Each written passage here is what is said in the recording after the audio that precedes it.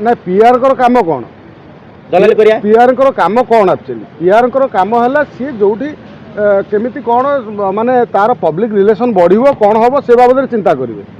जदि कौन सांबादिक मानक नहीं पीआर यूज करुँच ताले ये हूँ गोटे माने गोटे मारात्मक कथा मु भावुँ गोटे बर्तमान समाज में व्यापी आमे देखा जे सांबादिकटे जो जेकोसी गोटे डिजिटल मीडिया हो बा मेन स्ट्रीम मीडिया हो जेकोसी मीडिया हो जेकोसी लोक सी जाए कौन पर दौड़ी जाए जो कौन पीआर डाकती जे माने कौन फिल्म प्रमोशन हो बा कौन कम कार्यक्रम से कहीं दौड़ी जाते से दौड़ी जाती प्रचार प्रसार करने जदि आपण जदि प्रयोजक तांकर प्राप्य अनुसार किसी पैसा देले से टंकाटी वास्तव में से लोकटी पाखे पहुँचले कि नहीं से सांबादिकटी पाखे पहुँचले कि नहीं ए कथा कम से कम पीआरओ टी जाना दरकार माने प्रयोजक जाना दरकार जदि पीआरओ आ मझे रही माने 5 दे 10 रखिब ताले वास्तव ना ना दौना जदि नदेवे ताले वास्तव में चलचित्र प्रचार केमिति हम प्रयोजक को कौन पीआरओ माने हत्या करुँच कि लगुच जमी जदि प्रयोजकटी जो टंका रखी थाए तार प्रचार प्रसार करने आडभटाइजिंग से टंका जब पीआरओ खाईज ताले प्रयोजकर चलचित्र फ्लप तो फिल्म प्रयोजक माने प्रमोशन हो पारे ना कहीं खाइबे मीडिया पैसा कहीं खाइब तुम मीडिया जो मैंने अच्छा जो मैंने खाली आम जो दोषटा दबारे आम एक नंबर से आम ये दोष कला सी दोष कला अरे भाई गोटे गणमाध्यम चलो कमी कौन आम राज्य केवल डिजिटल मीडिया अच्छे भारत वर्ष कौटी नहीं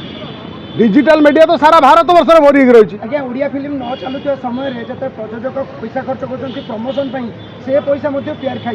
कहीं पीआर खाइबे पीआर कहीं खाइबे माने मीडिया पैसा कहीं खाइबे मीडिया पैसा खाई पीआर बड़ लोक हे कि ना ना सी पैसा खाई पारे मु तो भावुची गणमाध्यम जो डिजिटल मीडिया भूमिका बोध हुए चलचित्र जी बर्तमान चलचित्र राज्य हो डिजिटल मीडिया प्रभाव सर्वाधिक रोचे माने तार को प्रमोशन कर टिकनी मेन स्ट्रीम मीडिया कथा देखिले गोटे हीरो टिके बाइक नहीं जाए ये नहीं जाए चलचित्रटा से भाई प्रमोशन हुए main stream media digital media चलचित्रटा भल भाव में प्रमोशन हुए हीरो मानकर हिरोइन मानकर प्रयोजक मानकर डिजिटल मीडिया माने तार प्रमोशन करती जदि डिजिटल मीडिया को किसी मिलनी डिजिटल मीडिया ना भुआ बुलेकी पीआरओ पैसा खाई ये तो दुर्भाग्य मुझे फिल्म प्रयोजक मैंने पैसा खर्च मुझे कथा कहली प्रयोजक हत्या कराऊँच प्रयोजक मैंने जदि पैसा खर्च करेंगे जदि माने प्रमोशन न हो पार सी जन को दायित्व दे पीआरओ ना जदि से पीआरओ सी गणमाध्यम को किसी पैसा भी माने खर्च न दिए जावासिया गाड़ी तेल खर्च न दिए ताहले प्रचार प्रसार हो पारे तेणु प्रयोजक जाना दरकार मु वास्तव में पीआरओ को जो टंका देइथिली गणमाध्यम प्रचार करने मो गणमाध्यम कहीं प्रचार है आदि भी गणमाध्यम किए जाऊँगी तुम पीआरओ तो पैसा दिखाई गणमाध्यम कहीं डिजिटल मीडिया तो मालिक को गोटे शिल्पपति नुह कि पुंजीपति नुह कि बड़ बड़ पेपर मालिक नुह ये साधारण युवक मैंने जो मैंने सांबादिकता वृत्ति कर दौड़ी जाऊँच विभिन्न कार्यक्रम तुम डाकिले जाऊँ से जाऊना अनेक मीडिया हाँ पढ़ाऊँ जबरदस्तिया पढ़ाऊँ किसी अच्छा किंतु डिजिटल मीडिया रे जो मैंने भी आज गणमाध्यम ये बाइट नौ से तो केवे न डाकिले जाती तेणु जो मैंने भी जाऊँ तुम्हें जदि पीआरओ ना टंका दब गणमाध्यम पैसा न पाइब कि गणमाध्यम खर्च पाइबन गणमाध्यम कहीं खर्च नब गणमाध्यम ये खर्च नब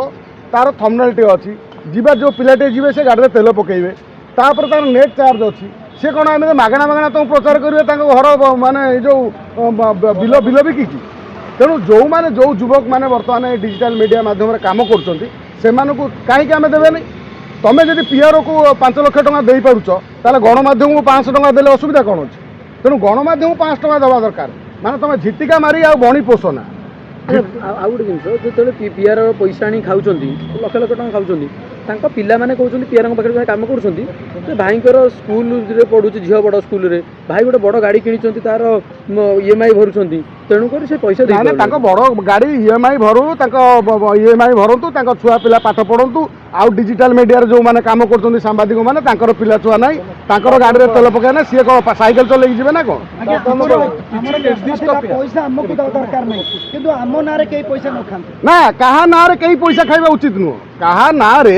ମୋ ନାଁରେ କାହିଁ ସେ ଲୋକଟା ପଇସା ଖାଇବ କି ତା ନାଁରେ ମୁଁ କାହିଁ ପଇସା ଖାଇବି ମିଡ଼ିଆ ପିଆର ଖାଉଛନ୍ତି ନା କାହିଁକି ନିର୍ଦ୍ଦିଷ୍ଟ ପିଆର ସବୁ ପିଆର ସେମିତି ନାହିଁ ହଉ ଯୋଉ ନିର୍ଦ୍ଦିଷ୍ଟ ପିଆର ଏମିତି କରୁଛନ୍ତି ତେଣୁ ସେମାନଙ୍କୁ ତାଙ୍କ ପ୍ରଯୋଜକ ମାନେ ପଚାରିବା ଦରକାର ଯେ ମୋ ଚଳଚ୍ଚିତ୍ର କାହିଁ ପ୍ରମୋସନ ହେଲାନି